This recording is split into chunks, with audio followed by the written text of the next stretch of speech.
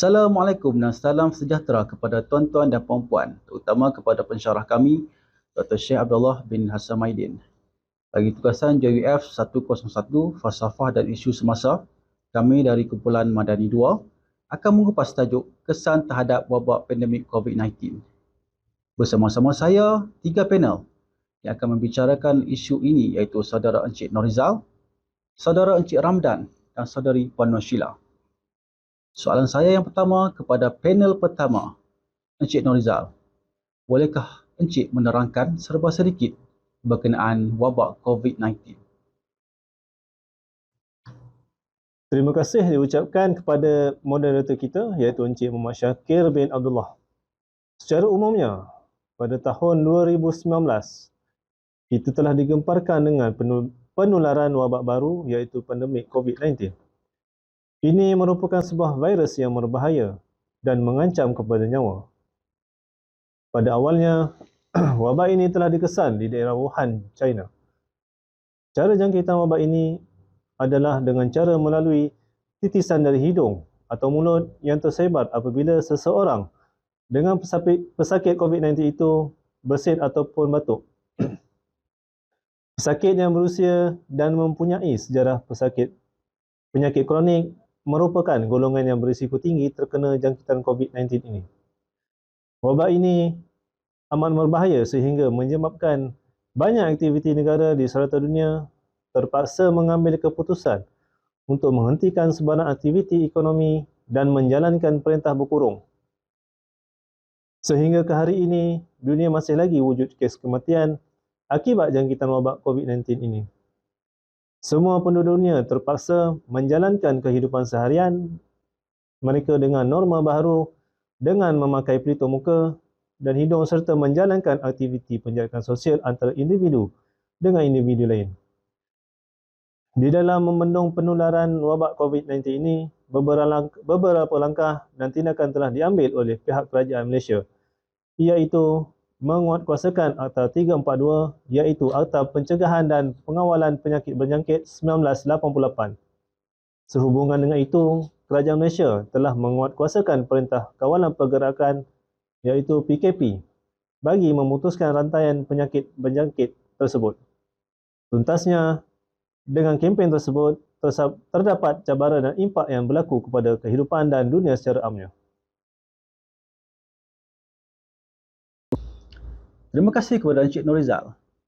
Soalan seterusnya, apakah kesan COVID-19 kepada aspek kewangan dan ekonomi, khususnya kepada negara Malaysia semasa negara menjalankan Perintah Kawalan Pergerakan untuk mengelakkan penularan wabak tersebut? Saya minta panel kedua kita, Encik Ramdan, untuk mengupas isu ini. Terima kasih diucapkan kepada moderator kita pada hari ini.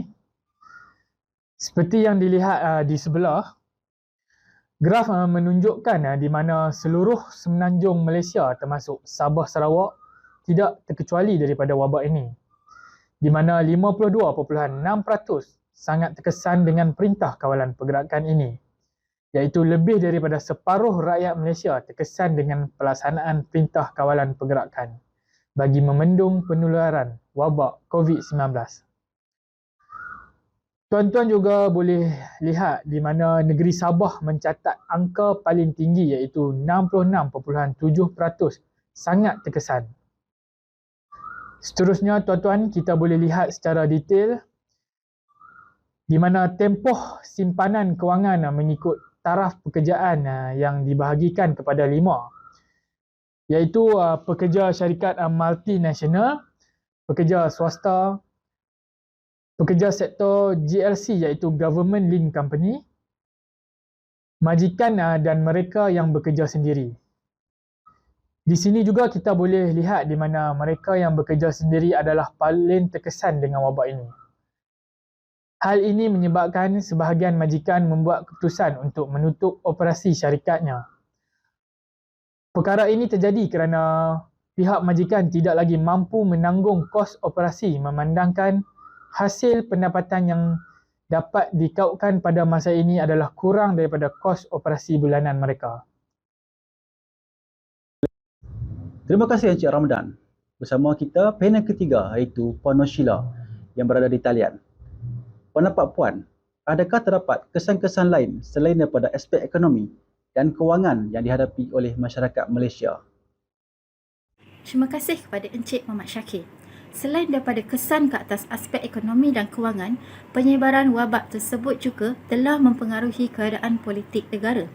Hal demikian dapat dilihat apabila ada parti yang mengambil kesempatan ini untuk menjatuhkan pihak kerajaan. Bagi menjatuhkan kedudukan parti yang menjadi kerajaan pada masa tersebut, sesetengah parti lain mengambil kesempatan dalam waktu genting ini untuk mengurangkan reputasi parti tersebut dengan pelbagai alasan yang berkaitan dengan keupayaan menyelesaikan isu wabak COVID-19 ini. Walau bagaimanapun, perbalahan antara parti politik sememangnya wujud dari dulu lagi. Namun, penyebaran wabak COVID-19 secara tidak langsungnya telah memburukkan lagi keadaan politik. Hal ini adalah memandangkan ia boleh dikatakan sebagai sesuatu peluang kepada pihak-pihak tersebut untuk menjatuhkan populariti atau kedudukan parti yang memerintah negara. Seperti yang dibincangkan dalam bahagian kesan wabak COVID-19 ke atas aspek ekonomi, ramai warga kerja telah diberhentikan oleh pihak majikan dan ada juga yang perlu mematuhi peraturan SOP yang telah dikuatkuasakan semasa bekerja. Peraturan-peraturan SOP tersebut boleh dikatakan adalah rantai yang mengunci keberkesanan para warga kerja dalam melakukan tugasan masing-masing. Akibatnya, tahap prestasi dan produktiviti syarikat yang dapat dihasilkan berkurangan dan ini akan memburukkan lagi keadaan kewangan syarikat. Sekiranya keadaan kewangan syarikat tidak lagi menunjukkan peningkatan, para warga kerja berkemungkinan akan menghadapi risiko kehilangan pekerjaan. Dengan ini, ramai menjadi gelisah dan menginginkan kerajaan masing-masing membenarkan mereka terus bekerja seperti biasa. Bagi memastikan suara yang disalurkan oleh warga kerja dapat disampaikan kepada pemimpin negara, ada sesetengah kumpulan telah bertindak membuat demonstrasi dan protes di tempat awam. Tindakan ini secara langsungnya memburukkan lagi keadaan politik negara. Bukan itu saja, penyebaran wabak COVID-19 telah memburukkan keadaan ekonomi sesebuah negara itu dan meningkatkan lagi ketidaksamaan dalam pembahagian kekayaan negara. Di samping memberikan kesan negatif dalam aspek ekonomi dan politik, wabak COVID-19 turut telah membahayakan kesihatan fizikal. Secara umumnya, wabak COVID-19 adalah wabak yang boleh menjejas sistem pernafasan seseorang individu. Bagi sesiapa yang terkena dan terjangkit dalam penyakit tersebut, individu tersebut akan menjadi demam, sukar bernafas dan sebagainya. Simptom-simptom tersebut akan menyebabkan individu yang terjangkit menjadi lemah dan menghadapi risiko kematian yang tinggi sekiranya individu tersebut tidak menerima rawatan secepat mungkin. Apabila seseorang individu menjadi lemah, maka individu tersebut tidak akan mempunyai tenaga yang secukupnya untuk menyelesaikan pekerjaannya dan ini sebenarnya akan mempengaruhi pasaran bekalan buruh dalam negara. Oleh itu, cabaran penyebaran wabak tersebut tidak seharusnya diremehkan. Berdasarkan maklumat dari Pertubuhan Kesihatan Sedunia tahun 2020, manusia terpaksa berhadapan dengan ancaman yang boleh membahayakan nyawa iaitu penyebaran wabak COVID-19 dan sebanyak 3.3 bilion warga kerja dijangkakan akan menghidapi risiko kehilangan nyawa disebabkan wabak tersebut. Akhir sekali, wabak COVID-19 juga mampu membahayakan kesihatan mental dan emosi manusia. Perasaan takut dan gelisah kerana risiko dijangkiti COVID-19 boleh dikatakan adalah tinggi memandangkan penyakit tersebut dapat tersebar melalui udara dan sentuhan. Selain daripada itu, penyebaran wabak COVID-19 juga telah mengakibatkan sebahagian manusia kehilangan pekerjaan dan pendapatan bulanan tetap. Hal ini demikian kerana usaha penjarakan sosial bagi menangani wabak tersebut tidak dilancarkan hampir setahun. Keadaan kehilangan pendapatan bulanan telah meningkatkan beban manusia sehingga menyebabkan ramai menjadi tertekan dan akhirnya memudaratkan kesihatan mental serta emosi manusia pada hari ini. Tambahan pula, usaha penjarakan sosial demi memutuskan rantaian penyebaran wabak COVID-19 juga mengakibatkan ramai orang terpaksa berkurung dalam rumah dan kurang beraktiviti di luar rumah atau beriadah dengan rakan-rakan untuk meluahkan tekanan hidup. Maka, keadaan ini bukan sahaja merosakkan harmoni dalam kalangan rakyat, tetapi masa yang diluangkan dalam aktiviti yang tidak berfaedah juga menyebabkan produktiviti berkurangan. Sekian sahaja kupasan daripada saya. Kita beralih kepada moderator kita iaitu Encik Muhammad Syakir. Dipersilakan. Terima kasih Puan.